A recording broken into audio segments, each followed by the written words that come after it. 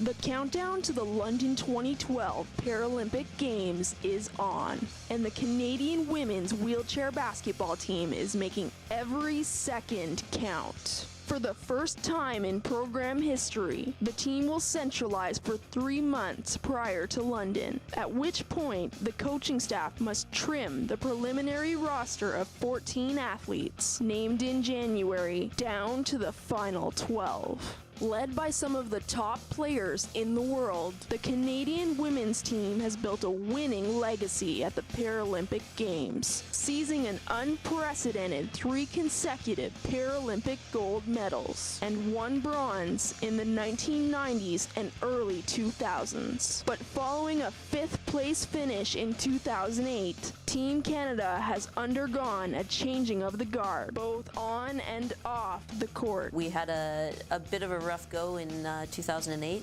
and I think it taught us a valuable lesson that we need to, I guess, kind of maybe change the style of play, change the way we've approached the game, and get back on top of the world. Canada's roster features 6 returning Paralympians, but only 2 have struck Paralympic gold. With the emergence of the next generation of Canadian wheelchair basketball talent, this is very much a new-look team with a burning desire to forge a winning history of its own. It's a really exciting time because we're going through a big change, and because a lot of us, this is our first Paralympics, that it poses challenges, but I think we're all ready, and so we know to be successful, we have to come together as a team.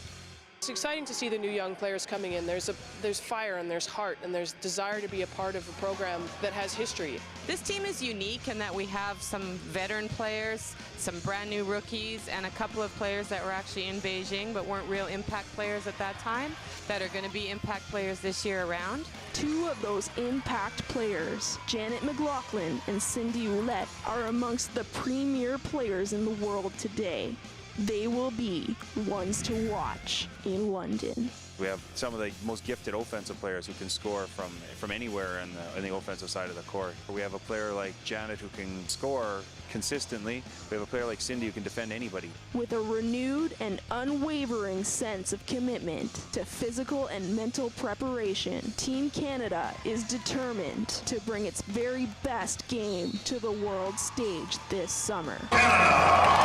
Canada is a world leader in wheelchair basketball, with a rich history highlighted by bouts of Paralympic supremacy. The Canadian men's team made its debut at the Paralympic Games in Tel Aviv in 1968, while the women followed suit at the 1972 Games in Heidelberg. In the 2 decades that followed, the Canadian teams each finished as high as 4th place, but remained just shy of the podium. The Canadian women broke the cycle with a vengeance in Barcelona in 1992, winning gold for the first time at the Paralympic Games and igniting a blistering undefeated streak in major international competition. Over the next decade and a half, Canada was dominant, seizing 2 more Paralympic gold medals in 1996 and 2000. One of our strengths back then was we really were a great team. We knew what our strengths and our weaknesses were and knew how to maximize that within each other, and we really played as a cohesive unit. As the 14th Paralympic Summer Games in London beckon, Canada remains the only team to have won 3 consecutive Paralympic gold medals. The Canadian women last medaled with a bronze at the 2004 Paralympics in Athens and placed 5th in Beijing 2008. Now, they've set their sights on another push for the podium in 2012. You never want to, let the team down by not continuing to achieve that success. And it drives you to work harder and to do whatever you can to help the team continue to succeed. The Canadian men were not far behind along their own path to Paralympic victory as they struck gold in Sydney 2000.